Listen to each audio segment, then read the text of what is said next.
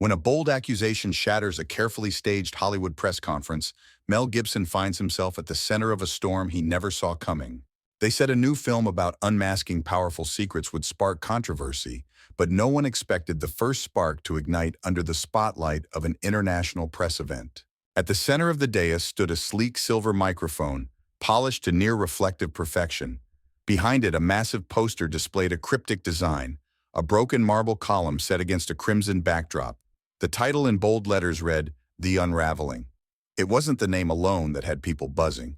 It was the film's rumored content. Whispers circulated about a storyline that hit dangerously close to real Hollywood secrets. Alleged cover-ups, whispered hush money deals, entire careers erased by the unspoken rule that some stories were never to be told.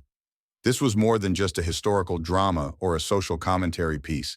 It was said to be a direct challenge to the mythic power structures in Tinseltown, the kind of challenge that could make the most hardened studios uneasy. Mel surveyed the room. Rows of journalists, each vying for the perfect angle, tapped their pens or hovered their fingers over laptop keyboards. He recognized a few faces from previous press tours, reporters known for their friendly dispositions, and others who carried the subtle grin of professionals craving the next big controversy. But beneath the familiar sheen of red carpet decorum, Mel could sense a new tension. It was as if he stood on a tightrope stretched over a canyon of secrets, and one misstep would send everything plummeting into a freefall.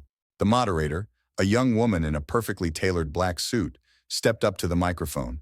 "Thank you all for joining us," she said, her voice echoing slightly.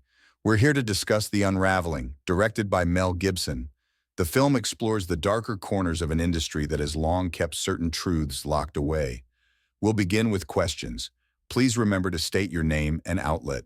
Hands rose. Familiar routines followed.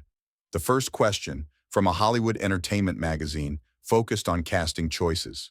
Mel answered smoothly, praising the ensemble for their commitment to difficult roles. Another question probed the cinematography, the choice to use stark lighting and minimal set design. He explained it as a deliberate attempt to strip away the veneer and reveal the rawness beneath. So far, so typical, though the fervor in the room seemed more intense than usual. The film's premise had obviously lit a fuse in the press, but everyone was waiting for something bigger, something that would either confirm or deny the swirling rumors about how deeply the film cut into Hollywood's hidden underbelly. Finally, a man in the third row cleared his throat and stood. He was tall, lanky, with hair cropped close to his head. His tailored jacket suggested a polished public persona, but there was a certain glint in his eyes. Mel recognized the look, a predator circling its prey. "Marcus Harvey, The Los Angeles View," he said, voice crisp. "Mr. Gibson, rumor has it this film is more than just a story. It's a direct swipe at certain high-profile figures, people who've been shielded by powerful interests for decades. Are you actually aiming to expose Hollywood's worst-kept secrets, or is this just a well-crafted gimmick to generate buzz?" A hush fell. The question wasn't just about the film's plot. Everyone understood the subtext.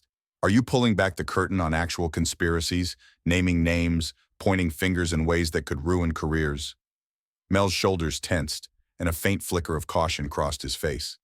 He'd expected this, or something like it, but hearing it laid out so directly still stung. He inhaled, leveled his gaze on Marcus, and replied evenly.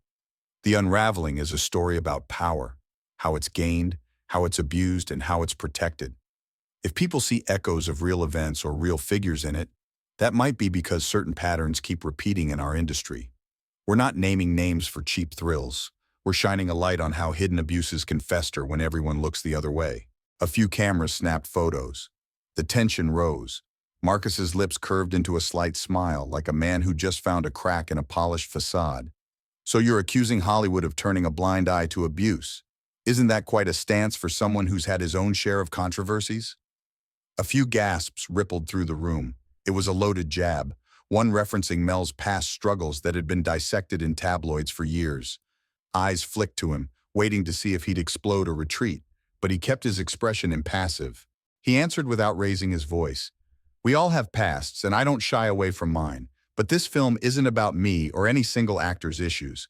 It's about a culture that sometimes chooses silence over truth." The tension felt electric. Reporters could sense the undercurrent of personal offense and challenge. Marcus pressed on. "A noble claim, but many would say you're simply profiting from sensational rumors. People in power have lawyers, they have resources. Are you really prepared to face the repercussions if you truly are exposing them?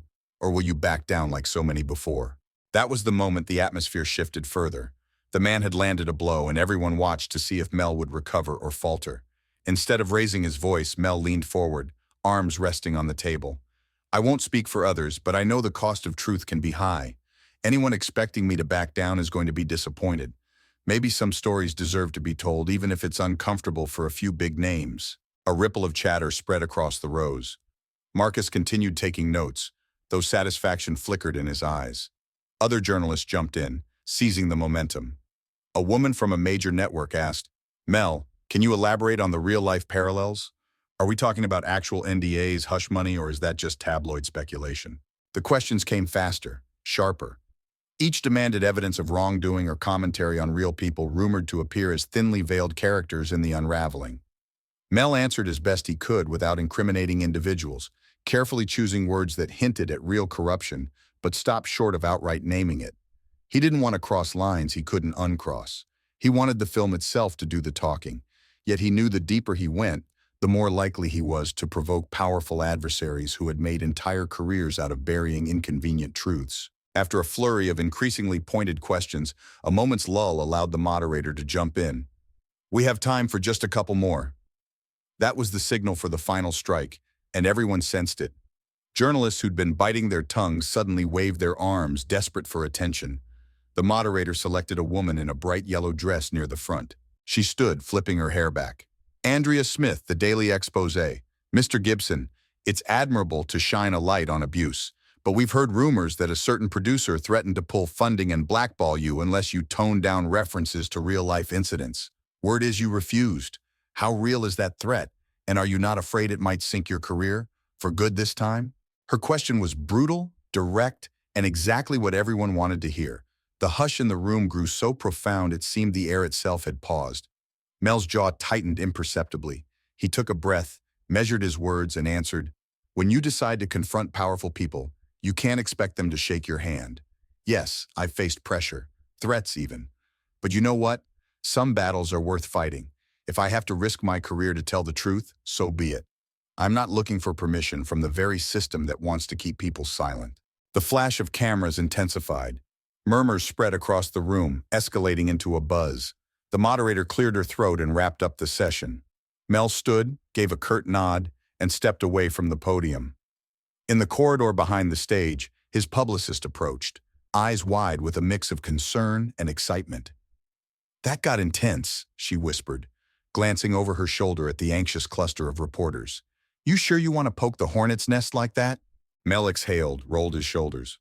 We both knew it would come to this, he said quietly. Better for me to stand firm now than try to dodge it later. Little did he know, the real storm was only beginning. The press conference footage, especially the exchange with Marcus, went viral within hours. Major outlets ran headlines screaming, Mel Gibson calls out Hollywood secrets, or Mel Gibson versus the power elite. Is he crossing the line? His words were dissected, criticized, championed, and memed. Social media turned into a gladiatorial arena where supporters praised his courage while detractors accused him of hypocrisy and opportunism. Within 24 hours, #The Unraveling was trending on multiple platforms. Clips circulated, some editing his quotes to sound more incendiary, others championing them as calls to action. A late-night talk show host joked, Mel Gibson is going after Hollywood power players? Might as well challenge a grizzly bear to arm wrestle at this point. The audience laughed, but beneath the humor lay a stark truth. Going against those who run the show can lead to swift and brutal retaliation. Some studios had entire strategies for blacklisting troublemakers, controlling narratives, and ensuring that people with inconvenient truths never found a large platform. Meanwhile, phone calls came in from executives who demanded clarifications. One studio rep, voice taut with strain, told Mel's agent, We can't handle another scandal. Is he planning to name names or not? The agent sighed. As far as I know, no. He's just telling a story. But you know how it is with him. He's not going to censor himself to placate anyone. Behind the scenes, Mel moved forward with the film's post-production, but calls from certain industry contacts went unanswered. A streaming platform that had shown interest in distribution suddenly grew cold. A trusted friend confided that the rumor mill was churning. Apparently, certain individuals were exploring ways to bury the film or sabotage its release. None of it was surprising. The only question was how far they'd go. One evening, as Mel walked into his home office, he discovered an envelope on his desk with no return address. Inside were photographs, grainy images that hinted at private gatherings, whispered dealings with well-known producers. A single note read, "Be careful, not everyone wants this uncovered." A chill washed over him. It wasn't the first time he'd received a veiled threat, but it hit differently now, after his public stance. He stared at the photos, recognized the faces in some of them. He wondered how many lines he'd already crossed by insisting the unraveling remain raw and unfiltered. He placed the envelope in a locked drawer, deciding not to alert the press. He didn't want to escalate this into a panic. Then again, maybe that was exactly what they wanted, to isolate him, to make him question every step. Over the next week, the online debate turned more volatile. Prominent figures weighed in. Some said Mel was grandstanding, leveraging controversy for profit. Others saw him as a martyr for truth, a man unafraid to expose the rotting foundations of an industry built on illusions. The tide of public opinion shifted daily. A supportive tweet from a famous actress praising his courage racked up 500,000 likes before her representatives asked her to remove it. She complied without explanation, fueling speculation that she'd been pressured. Meanwhile, an anonymous source claiming to have insider knowledge of major studio corruption emerged, promising to release documents that paralleled the film's storyline. If true, it would vindicate Mel's stance and potentially spark legal battles. Amid the noise, Marcus Harvey, the reporter who had first rattled Mel in the press conference, published an article, "Mel Gibson's War on Hollywood, Heroic or Hypocritical?" The piece was a blend of genuine insight and biting criticism. It chronicled Mel's past controversies and questioned whether he had the moral high ground to crusade against abusive power. Yet it also conceded that if the unraveling forced the industry to address its skeletons, maybe that was worth the price. The article went viral. Marcus became the public face of the opposition, shaping the discourse through provocative interviews.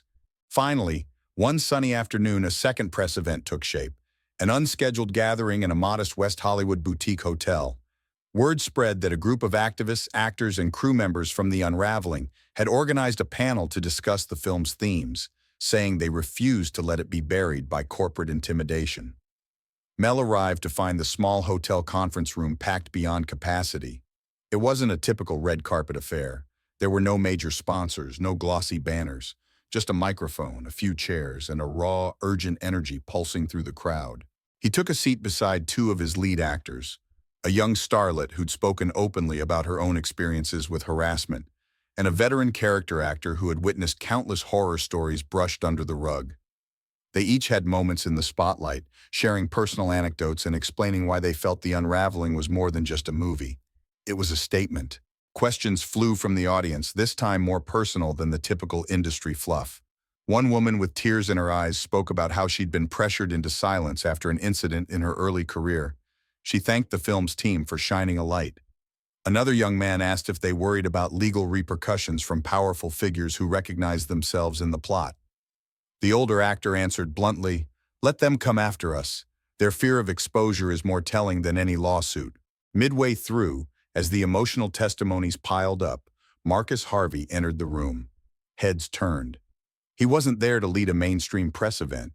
He was there to observe, possibly to provoke. Mel watched him stand at the back, arms folded, a thoughtful expression on his face. When the quanda opened to the floor again, Marcus caught the moderator's eye. She handed him the microphone warily, knowing his reputation for incendiary questions. He cleared his throat, scanning the room before focusing on Mel. "Mr. Gibson, I've been critical of your stance. I've questioned your motives, but listening to these stories, I'm starting to see why you and this cast feel it's worth the risk. Still, I have to ask, isn't there a part of you that fears you'll ignite a witch hunt? That you'll create an environment where accusations fly, reputations are destroyed, and the real truth gets lost in the chaos?" A murmur spread through the audience. It was a question that spoke to a genuine concern, the difference between exposing real abuse and fueling baseless panic. Mel nodded slowly. "That's a fair question," he said, voice steady. "But let's remember who's fueled the chaos for decades. It's not people seeking justice. It's those who've manipulated the system to hide their wrongs. You're worried about a witch hunt? I worry about the real victims who've been coerced into silence. The line is drawn by seeking evidence, by letting the truth speak for itself. If we're honest in how we approach this, the truth won't get lost. Lies might. And that's exactly what some people are afraid of. Marcus pressed his lips together, nodded, then sat down. For a moment, the entire room felt balanced on the edge of a needle, uncertain whether to applaud or to brace for a fight. Then slowly, applause began, a scattered sound that built as more joined in. It wasn't a raucous cheer, but a steady, resonant acknowledgement of the statement's weight. Cameras continued rolling, capturing the tension on Marcus's face and the resolve in Mel's. When the panel ended, Mel found himself approached by people with trembling voices, sharing stories they'd never spoken aloud. The more he heard, the more he realized the unraveling was tapping into a collective wound. Countless individuals had their own experiences with the underhanded might of the industry. Meanwhile, the chatter about potential lawsuits, about defamation claims, about shadowy figures pressuring theaters not to screen the film, only grew louder. And yet, in the midst of mounting threats and public scrutiny, a peculiar thing happened. Grassroots support surged. Independent cinema groups reached out to host showings. Social media campaigns demanded the film be released without censorship. In small towns and bustling cities alike, people who normally didn't care about Hollywood politics found themselves rallying, even if just to see whether this was all hype or a true stand against the old system. The slow boil of tension began to bubble over one evening when Mel's agent called, voice rattled. "We've just received word from a high-powered lawyer representing an unnamed producer. They're claiming the unraveling defames him, that it references a specific incident he was part of. They're threatening to sue if we don't remove certain scenes." A long pause stretched on the line. "And how do they even know what scenes we have?" Mel asked. His tone was calm, but inside anger simmered. The agent's silence spoke volumes. "Someone inside the production must have leaked footage, or at least the script. They're demanding we cut or else face litigation." Mel set his jaw. "If we cave now, we send a message that fear wins. If they can prove something is factually wrong, let them show it in court." The agent sighed. "Are you sure you want this fight?" He thought about the people who had approached him, about the heartfelt confessions he'd just heard at the panel. "No, but I'm ready for it," he said, then hung up. What followed was a barrage of online articles speculating about the mysterious producer, guessing who might have the influence to stifle a film this publicly. No definitive names were dropped, but the rumor mill exploded with theories. The more coverage the film received, the more curious everyday people became. The production team found themselves in a high-stakes game. Could they get the film fully ready and distributed before any legal blockade derailed it? The final days before the film's official screening felt like living in a furnace. The cast did minimal promotional interviews, each carefully orchestrated. A hush of paranoia settled over them. Who leaked the footage, and what other sabotage might they attempt? People who had never considered themselves revolutionaries found that simply telling a story placed them on the front lines of an unexpected cultural battle. At last, the date arrived for the Unraveling's first public showing. Instead of a glitzy Hollywood premiere, they opted for an independent theater in downtown Los Angeles, far from the usual star-studded red carpets. Word got out, though. By the time Mel arrived, the line stretched around the block. Fans, activists, cynics, curiosity seekers. Paparazzi flitted around the crowd, capturing photos of supporters holding signs that read, "Truth over fear," and "No more silence." Inside, the theater hummed with anticipation. The lights dimmed, the projector flickered, and the film began. People watched in rapt silence, gripping their armrests as the narrative wove together stories of hidden predators, complicit bystanders, and the cost of standing up when it's safer to remain seated. It was a raw, uneasy watch, deliberately so. And in the final scene, as a protagonist risked everything to unveil evidence of wrongdoing, the hush in the theater was profound. The credits rolled in near silence. When the lights came back on, a moment of stillness settled over the audience. No one moved at first, as if they needed time to process. Then came a rising chorus of applause, scattered at first but growing until it thundered off the walls. People stood, some with tears in their eyes, some with determined expressions. Mel and his cast took a modest bow, no showy extravagance, just genuine gratitude. They knew the real test would come later, when the lawsuits arrived, when the threatened boycotts turned into actual refusals by bigger theater chains, or when certain streaming platforms decided to freeze them out. But right here, right now, they had told their story, and people listened. In the lobby afterward, small knots of viewers gathered, murmuring about what they'd seen. Some wore expressions of disbelief. Others looked ready to march into the nearest executive boardroom and demand accountability. Marcus Harvey was there, holding a notepad and phone, apparently collecting reactions for another piece. When he approached Mel, he extended a hand. "Congratulations," he said in a subdued tone. "I didn't expect it to be this direct." Mel shook his hand. "Guess you've got a lot to write about," he replied. The reporter nodded, chewing his lip thoughtfully. "I do. And for what it's worth, I can see why you wouldn't back down. This story needed to be told." With that, he slipped away to interview others, the tension between them replaced by a cautious respect. By the time the crowd thinned, night had fallen.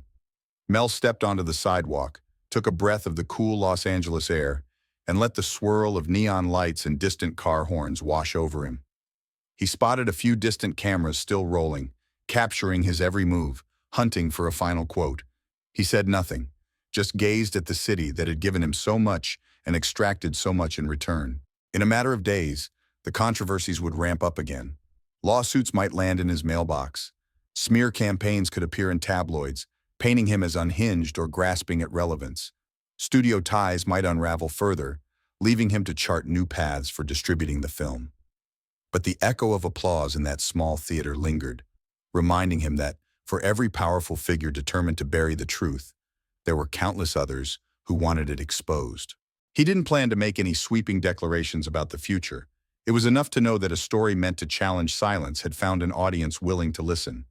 With that thought in mind, he walked away from the theater, the marquee lights shining behind him, determined to keep going no matter how steep the road ahead.